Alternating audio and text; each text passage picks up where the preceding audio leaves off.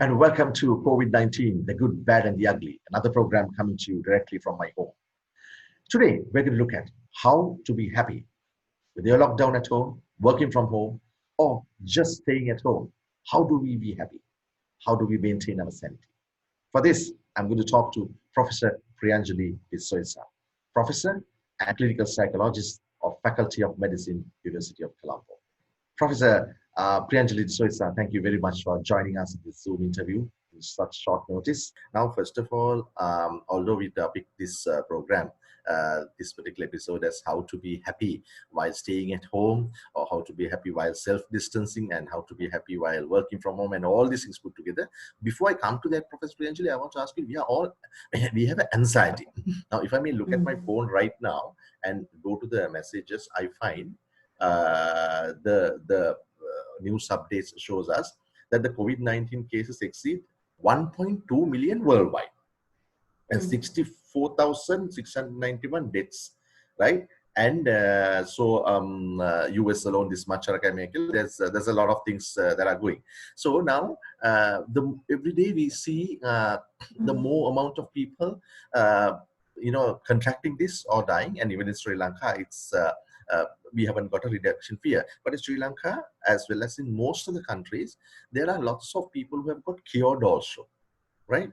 And let's hear them. However, because of the increasing statistics of the COVID-19 confirmed cases and the increasing statistics of them, all of us has a fear and anxiety, and we may have psychological issues. So could you start up by saying, what are the psychological issues and how do we tackle this fear and anxiety? Okay. So let's see, there could be varied number of psychological issues, but let's see why we get it. The reason is now, if you look at the world history and in our own lives, and in particular, say, for example, Sri Lanka, we have had calamities in our personal life, historically in Sri Lanka and worldwide. However, what is a little different in this situation of the COVID-19 is that it has hit almost all the countries in the world. That's why we call it a pandemic. So it seems that all of us are in it together. And it is an enemy that we can't see. It's a virus, we can't see it. We also don't know much about the enemy yet. We know a lot, but not the whole picture. And yet a vaccine is not developed as well as we are told by, for example, the World Health Organization. So it gives a lot of uncertainty as to our current status, whether we will get the illness, whether somebody known to us could get the illness. So all of these mental processes can make somebody anxious. However, having said that, not everybody would feel anxious, because we know through literature, for example, research studies, that for some people, a situation like that could also give psychological growth. Of course, that kind of proportion is quite small, because why they would get psychological growth is because they already have a very good psychological status. So they look at these calamities as the truth of the world. However, for a large majority, they can have certain psychological issues. And as you very correctly said, anxiety is a very common one. Anxiety is associated with worrying, what will happen, would I get it, would somebody known to me get it, what would happen to the economy, will I lose my job, can my children go to school, will there be a vaccine? So all of those indicators indicate anxiety. Other than that, there can be also other psychological reactions. For example, irritability, losing temper with people for no apparent reason, with your children, with your spouse, just randomly losing temper. For some people, it can be increased, and we have sometimes seen an increase in gender-based violence, which we refer to also as domestic violence. There are increases in those. Violence against children, that can increase as well. Then some people can have low mood, dips of the mood. Not necessarily a mental illness, of course, because to have a depression as a mental illness, you have to fulfill many criteria. But we're not going to that level, but just dips in the mood. Some people can feel very lonely and isolated. There can be fears of economic issues. So all of these things are psychological issues that could come. But let me again emphasize, not everybody would have these. So it doesn't mean that, oh my goodness, we have got the corona and now I'm going to get psychological illness also. That is a little bit extreme to think like. Okay, that's very nice to hear that. So it's like a positive thing. Now let's come to the main question which I wanted to ask you today. Now, whatever word we call it, quarantine, self-quarantine at home, luckily only few people are like that in Sri Lanka, but all of us are under lockdown. That means we are staying at home.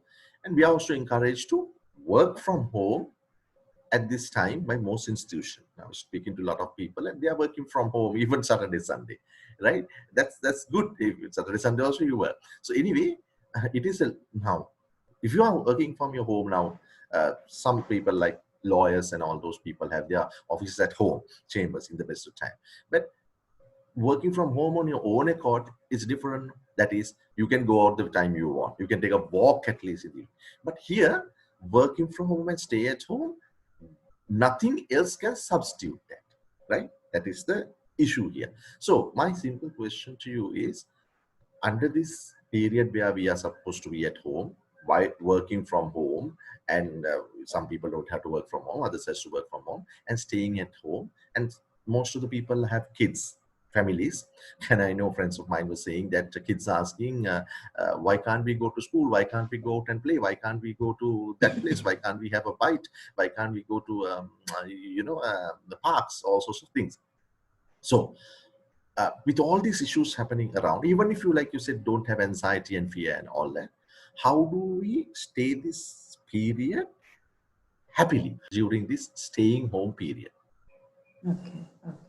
So what the reason that people are feeling anxious? So absolutely, we are right now we're talking about not the first responders, isn't it? We are talking about people who are not in the immediate healthcare setting, like doctors or nurses or hospital administration, or people who have to go for essential services like the tree forces, the police, the public health inspectors. We're not talking about that category because they are the first line, first responders who would have a lot of anxieties also.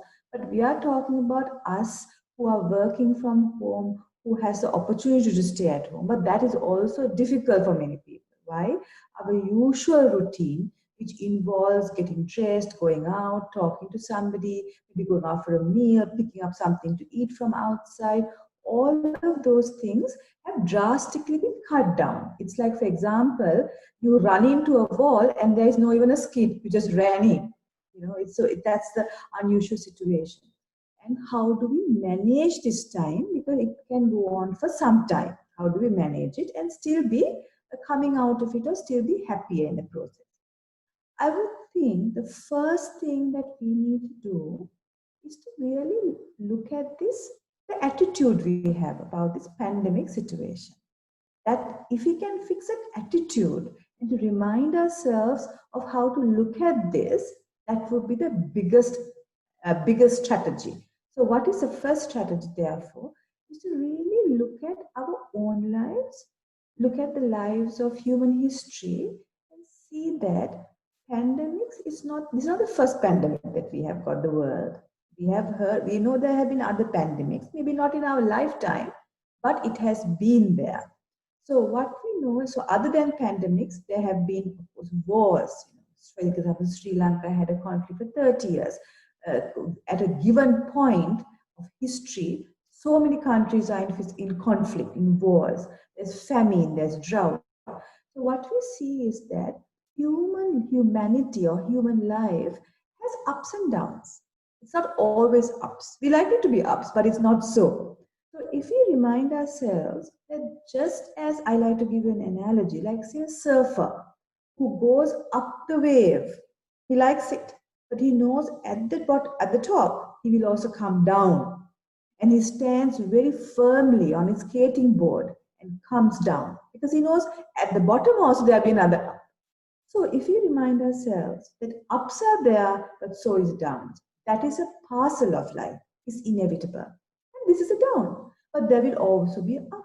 So if we remind ourselves that, our attitude towards this whole thing could shift. So that is the first strategy. Remind yourself that these downs are a part of the up. It's intertwined, it's cannot be separated. And that's we are going on and down, but there will also be an upward recovery. The second one, now we're talking about strategies, isn't it, what we could do. The second strategy is really to bring on an attitude of gratitude. So we know that gratitude is a wonderful human quality which many of us may have developed. It's lacking in some of us. So if you look at gratitude, gratitude towards whom? If you look at our first responders, the medical doctors, the nursing officers, the hospital administrators, the three forces who's helping us in Sri Lanka to manage this, the Army, Navy, Air Force, the police force, a wonderful job they're doing. Then if you look at the public health inspectors who are going from house to house contact tracing, then how about the banking services, essential services they have to go? Then the vegetable delivery people who are coming to our place with all the vegetables for us.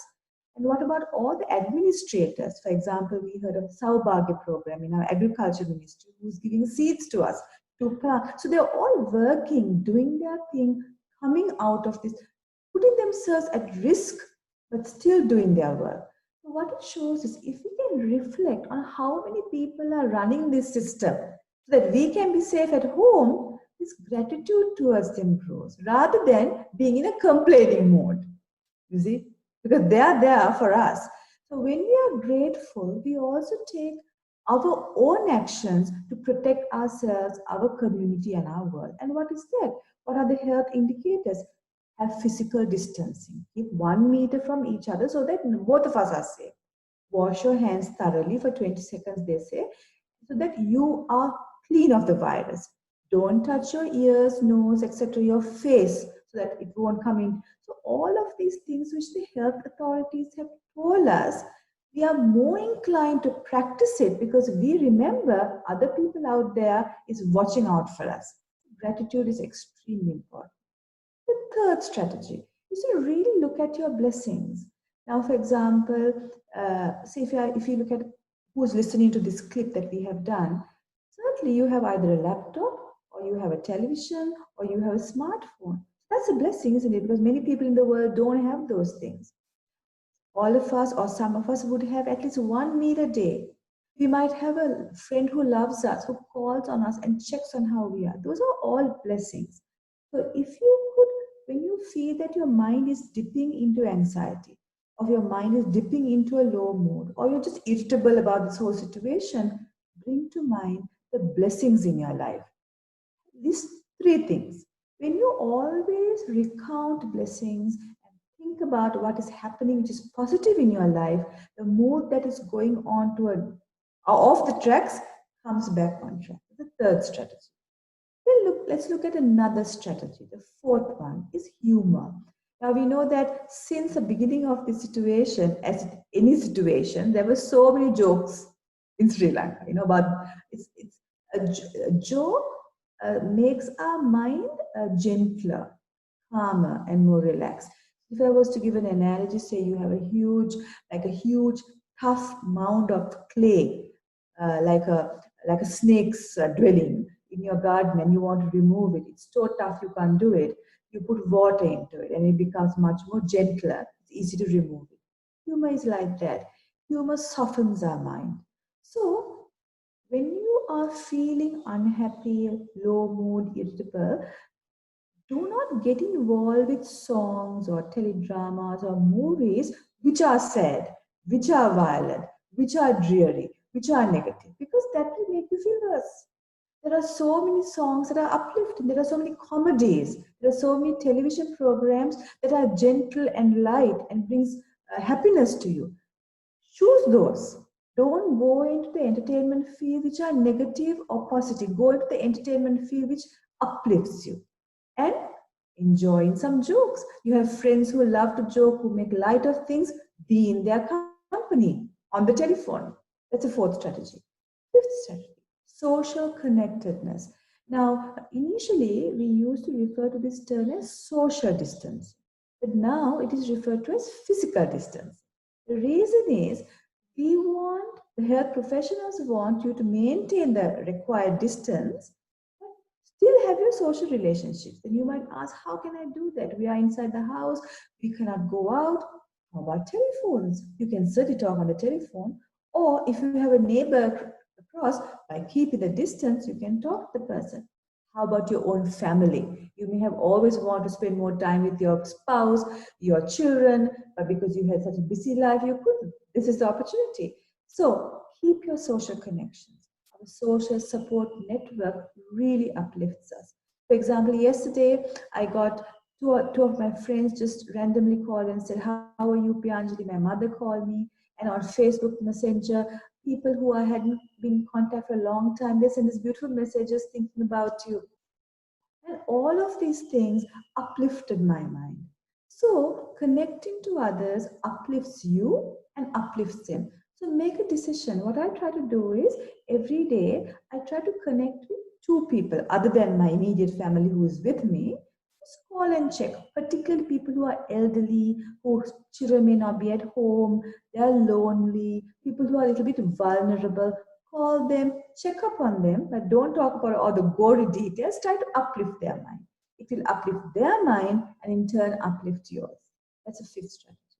The sixth strategy is having a structure in your life. So now what happens is you might be a person who gets up at 5 o'clock in the morning usually. You might see as you go on in the day, as the weeks go by, you might make it 6 o'clock, then 7 o'clock, then 8 o'clock, then 10 o'clock. The entire structure goes out of focus. That is not recommended. If your wake up time was 5 for the last number of years, get up at 5 now also. If your breakfast time was at 7:30, have it at that time. Then your lunch, have your structure the way it was. It reminds me of a story about Aung San Suu Kyi, who is the head of state of Myanmar. And she said when she was in house arrest for so many years, she had nothing to do. She was inside the house. She still got up at 4 o'clock in the morning. She sat for meditation at 4:30 in the morning. She had a breakfast for so many years, kept that structure, which brings us more certainty and stability in our life. So don't change your structure. But of course, you might say, well, I don't go to work. My children are not going to work. That's okay. Fit those times with things you needed to do for so many years, like emptying your cupboard, sorting out your garden, doing that compost bin, um, planting some seeds, teaching your children a new language. So doing those things in the periods that you use, so having a structure. The seventh one is exercise. That is so essential. Then you might ask me, how can I exercise? I can't go out.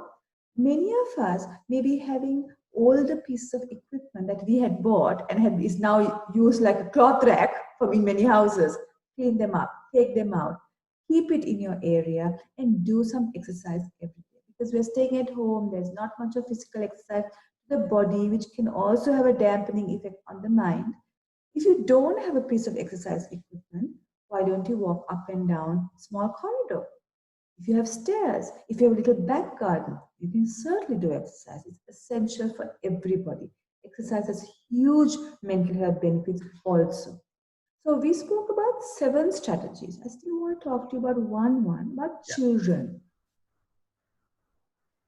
yeah, go ahead. Yeah, So what I want to talk about children is many people who are at home is wondering how do I manage children. Okay, so let me give you a few tips. First of all, children sense obviously that there's something wrong because suddenly not going to school, and then parents are always talking about how to collect food the next 2 weeks, and this corona word is also in the house. It's really important that you tell your child what the situation is, but relevant to their age group. So the way you talk to a 16-year-old about this matter is very different the way you talk to a 6-year-old. But tell you must. You have to tell them that there is some change in the world situation. If it's a child of that age, you can understand. There are a lot of beautiful little clips that are done. You can get them from the internet. There is ones in Sinhala language, Tamil language, English language that are sent around. How to talk to children about the coronavirus pandemic, that they know what is happening. Second thing you can do with the children is again that structure. Just as it's relevant to us, it's relevant to them. But that doesn't mean that you cram them with homework, teach. Because all their life, most children have been going to school class, home class. Try to make it a bit more interactive, more fun, where they can learn things that they hadn't learned before, like a new skill. Thirdly, connect with your child. Many a times I have seen parents, they don't really even look at their child's face and connect with them as a human being. They just direct the child. It's a great opportunity. You have all this time in your hands. Get to know who your child is. Connect with that human being as a human being. Finally, with your children, be a role model.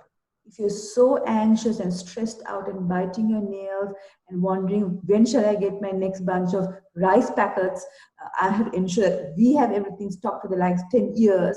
The child realizes my parents are not managing this very well at all, and they're not considerate about other human beings.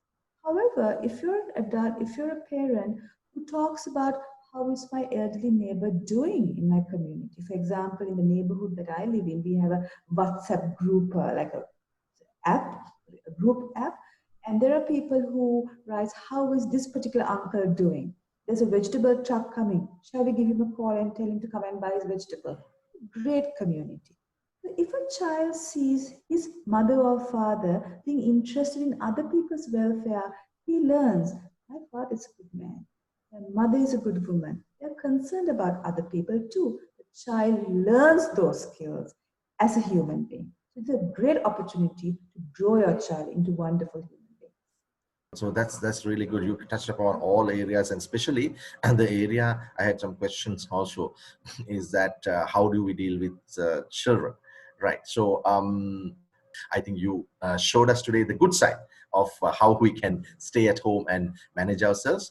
But if somebody has a question, uh, can they contact you? Are there places they can contact Yes, there are a lot of government initiatives, non-government initiatives, all free, you? Yeah. which has helplines. So the first one would be the hotline 1926 of the National Institute of Mental Health. It's a governmental organization offering a hotline where people can call if they are feeling particularly anxious and need some professional input.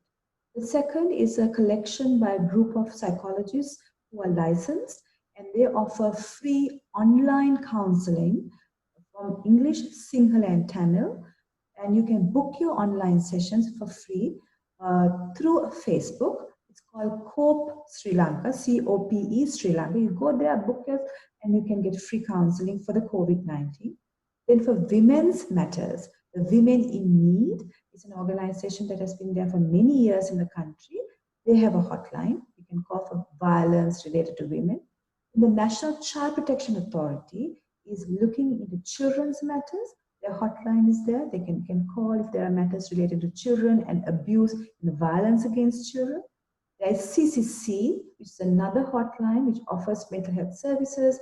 There's Sumithro, another well-established non-governmental organization that provides free health, psychological care, and befriending services. A variety of such places that would offer free help in the mental health arena for anybody who wants specialized. Thank you very much. And I think that's really going to help along with your advice if somebody has a specified question. Professor Priyanjali D'Souza, thank you very much for joining us today. And we hope to chat with you in the future. And I hope this input you gave is definitely going to help people staying at home and in this quarantine or lockdown period, whatever you want to call it. Thank you for joining us. All the best. Thank you.